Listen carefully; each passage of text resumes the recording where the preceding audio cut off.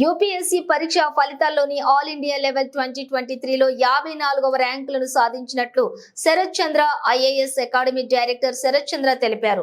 AP, తెలంగాణలలో 17 ర్యాంకులను తమ విద్యార్థులు పొందారని తెలిపారు.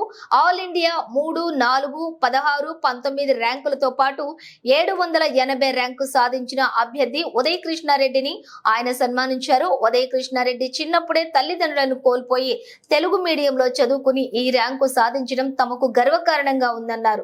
అనంతరం ఉదయ్ కృష్ణారెడ్డి మాట్లాడుతూ 2013 నుండి 2018 వరకు కానిస్టేబుల్ గా పనిచేశారని, తనకు జరిగిన అవమానం కారణంగా సివిల్స్ కు ప్రిపేర్ అయినట్లుగా తెలిపారు.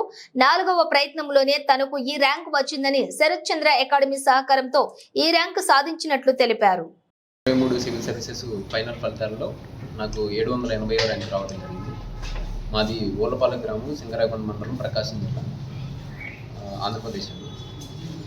నేను సివిల్ సర్వీసెస్ ప్రిపరేషన్ 2018లో స్టార్ట్ చేశాను. 2013 నుంచి 2018 వరకు నేను పోలీస్ కానిస్టేబుల్ పనిచేశాను.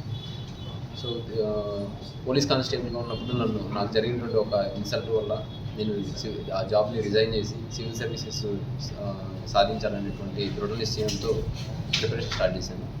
ప్రిపరేషన్ స్టార్ట్ చేసిన నిర్ణయించుకున్నప్పుడు నేను శరత్ సార్ దగ్గరికి ఒక మెంటర్గా సార్ని హెల్ప్ చేయమని చెప్పేసి సార్ని అప్రోచ్ అయ్యాను. అదేవిధంగా 2018 నుంచి స్టార్ట్ చేసి 2019లో ఫస్ట్ అటెంప్ట్లోనే ఇంటర్వ్యూకి వరకు వెళ్ళడం జరిగింది. కానీ ఫైనల్ సెలెక్షన్లో 9 మార్కులతో లిస్ట్లో ఉండలేకపోయాను. తర్వాత 2 అటెంప్ట్స్ ఇచ్చాను. తర్వాత 2 అటెంప్ట్స్లో నేను సీసాట్లో ఫెయిల్ అవ్వడం జరిగింది. కానీ ఇది 4వ అటెంప్ట్. ఈ 4వ అటెంప్ట్లో నాకు 780 ర్యాంక్ అనేది రావడం జరిగింది. శరత్ చంద్ర ఐఏఎస్ అకాడమీకి ఈ సంవత్సరం 54 ర్యాంక్స్ వచ్చాయి. అందులో ఒక 17 ర్యాంక్స్ దాకా ఏపీ, తెలంగాణ స్టూడెంట్స్ వచ్చాయి. రిమైనింగ్ ర్యాంక్స్ మా విజయవాడ, హైదరాబాద్ బ్రాంచ్ అనే కాకుండా ఆన్లైన్ క్లాసెస్ నుంచి, ఇంటర్వ్యూ గైడెన్స్ నుంచి, టెస్ట్ సెషన్స్ రావడం జరిగింది. అయితే ఇందులో ర్యాంక్ 3 ఆర్నే రెడ్డి మన దగ్గర ఇంటర్వ్యూ గైడెన్స్ తీసుకుంది. ర్యాంక్ 5 రుహాని లాస్ట్ 2 ఇయర్స్ నుంచి కూడా గైడెన్స్ తీసుకున్నారు.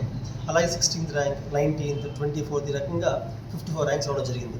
అయితే ఇందులో ఈ సంవత్సరం వచ్చిన ర్యాంక్స్లో ఒక స్పెషల్ ర్యాంక్ నాకు ఏంటంటే ఉదయ్ కృష్ణది. అతనికి వచ్చిన ర్యాంక్ 780. ఎందుకంటే ఉదయ్ కృష్ణ అతనికి 5 years ఏజ్ అప్పుడే పేరెంట్స్ని కోల్పోయాడు. వాళ్ళ నాయనమ్మ గారి అతనికి చదివించారు చిన్నప్పటి నుంచి కష్టపడి. అలాగే అతను తెలుగు మీడియంలో ప్రకాశం జిల్లాలో గవర్నమెంట్ స్కూల్ చదువుకున్నారు. ఇంటర్మీడియట్ కూడా he has done vocational education. అలాగే మన ఉదయ్ BA చేసి తర్వాత కానిస్టేబుల్గా జాబ్ చేస్తూ దాన్ని మానేసి మన దగ్గర రావడం జరిగింది. మేము జనరల్గానే ఎవరు కోచింగ్ ఇచ్చినా కూడా సిలబస్ కంప్లీట్ చేయడమే కాకుండా ఒక్కొక్క స్టూడెంట్కి అతని వీక్నెస్ కావాల్సిన ఆబ్జెక్టివ్ స్కిల్స్ అవ్వచ్చు, మెయిన్స్కి కావాల్సిన ఆన్సర్ ఐడియాస్ అవ్వచ్చు, వీటిని ఇంప్రూవ్ చేయడం జరిగింది.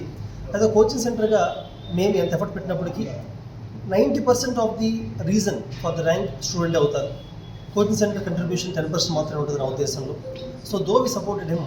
ఉదయం కష్టపడడం కానీ, మిగతా స్టూడెంట్స్ కన్నా ఎక్కువ ప్రాక్టీస్ చేయడం కానీ, ఎక్కడ మార్క్స్ తక్కువ వచ్చినా డిసప్పాయింట్ అవ్వకుండా ధైర్యంగా ముందుకు వెళ్తూ ఫ్లెక్సిబుల్గా అతను తప్పులు చెప్తూ ఉన్నప్పుడు అర్థం చేసుకుంటూ దాన్ని మార్చుకుంటూ వెళ్ళడం జరిగింది. ఆ రకంగా Uday is really hero for the students who come from this kind of backgrounds. అలాగే ఈ సంవత్సరం 12th ఫెయిల్ అనే సినిమా వచ్చింది. అలాంటి బ్యాక్గ్రౌండ్ నుంచి ఉదయ్ కూడా వచ్చాడు, అలాంటి బ్యాక్గ్రౌండ్ నుంచి. అందుకనే అతని స్టోరీ ఇన్స్పిరేషన్ చాలామందికి. అలాగే 3rd ర్యాంక్ ఆర్నే రెడ్డి కూడా ఫస్ట్ అటెంప్ట్ ర్యాంక్ వచ్చింది. అయితే ఆవిడ ఇంటర్వ్యూ గైడెన్స్ తీసుకున్నందుకు కూడా వీఆర్ వెరీ హ్యాపీ. అలాగే రుహాని లాస్ట్ ఇయర్ IPS అయింది. ఈ ఇయర్ మళ్ళీ IAS ర్యాంక్ వచ్చి 5th ర్యాంక్ వచ్చింది అమ్మాయికి. ఈ రకంగా ప్రతి ఒక్క స్టోరీ నుంచి కూడా ఎవరైతే సివిల్స్ కొడదాం అనుకుంటున్నారో వాళ్ళు ఇన్స్పైర్ అవ్వచ్చు. ఎలాంటి బ్యాక్గ్రౌండ్ వచ్చినప్పటికీ మీరు 10th ఇంటర్ డిగ్రీ మార్క్స్ తక్కువ వచ్చినప్పటికీ కూడా డెడికేషన్తో కష్టపడితే ర్యాంక్ వస్తుందని ప్రూవ్ చేయొచ్చు.